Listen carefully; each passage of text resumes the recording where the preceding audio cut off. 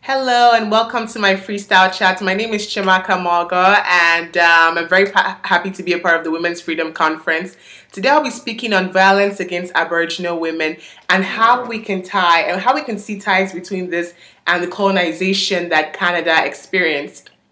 Now, according to the Royal Canadian Mounted Police, 1,181 Aboriginal women either went missing or were found murdered between 1980 and 2012. And the rate at which Aboriginal women go missing or have been found murdered is also why we have this very common, tragically common phrase, missing and murdered Indigenous women. And usually when Aboriginal women go missing and are found murdered, their bodies are usually found in rivers. Such indignity to a human's body.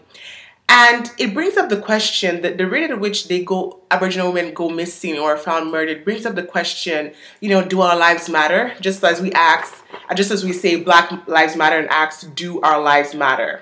Right. And so Aboriginal women back in colonial times were looked at as less invaluable and were used as labor by European settlers, white European settlers, and usually they also faced sexual abuse in the hands of the male settlers.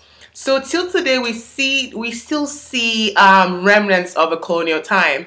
And first of all, when there was contact between the Aboriginal people and the Europeans, because the Aboriginals were the first on Canadian soil, there was a system of mutual respect. The Europeans understood that Aboriginals have sovereignty, they have autonomy, they have their own structure that they have in this place where we're meeting them at.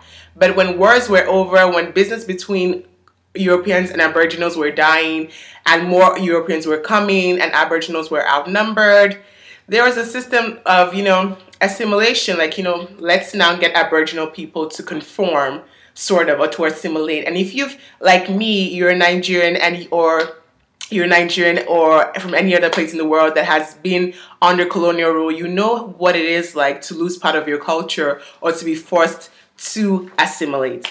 Well, Aboriginal people for long have been forced to assimilate, and in their resistance to assimilation, they face so much, such as they have the highest unemployment rates in Canada.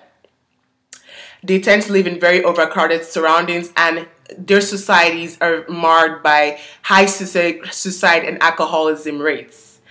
And women are on the receiving end. Women are very vulnerable. They're left in very vulnerable positions because women may be in states of poverty or prostitution, and this leaves them to vulnerability. And we see many and many Aboriginal women going missing.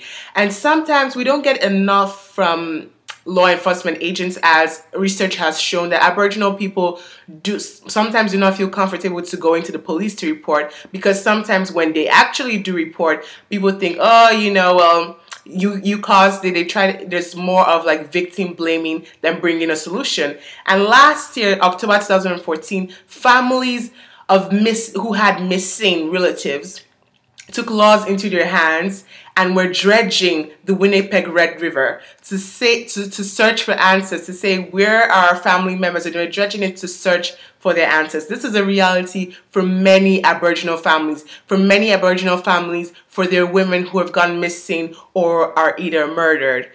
And the thing we asked is, what will be the reaction if they were not Aboriginal? And to be quite straightforward, if these were white women.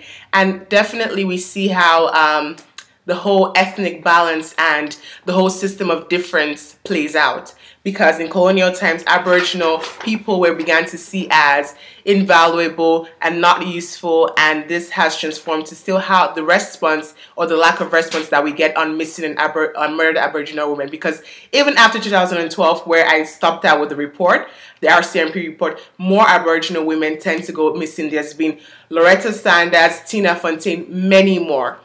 So I want you to use this opportunity of this Women's Freedom Conference to tweet at the Canadian government authorities and say, we need to raise a voice for Aboriginal people. We need to stop these systems that that make their women so prone to violence. We need to cancel out that phrase, missing and murdered Indigenous women. Thank you so much for listening to my chat. Follow me on Twitter, Chiamaka Mogo. Follow my blog, Blurred Creations, BLURRED Creations.com. And I'm very happy to be a part of this. Mwah! Thank you. Bye-bye.